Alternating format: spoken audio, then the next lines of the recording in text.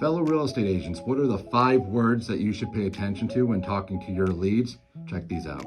All right, so the 5 Ds, these are things that are either good or bad, but typically they mean that a move is likely, okay? The first one is bad, it's divorce. Obviously, people are divorcing, they're going their separate ways, they need new living arrangements. That one's pretty obvious.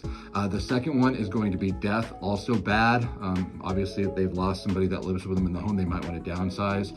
You never know what happened if maybe the home that they're in triggers a bad memory, so that usually does spark it. Number 3 is good, it's diapers. It depends on if it was expected, but typically it's good. It means a new addition to the family. They're going to need an extra bedroom, somewhere to put the crib. So that definitely is a plus, but that's definitely a need for, obviously getting a new place.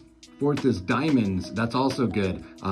Obviously, they've got recently engaged. They're looking to move in together, share a life together, and share space together. So, of course, they're going to be looking together to get a new place, get a new home, and start their lives together. And the 5th is diplomas. Meaning that could be good or bad. It really depends on perspective there, but it means that your kid is leaving the nest. They're moving on to either college or their next chapter in life.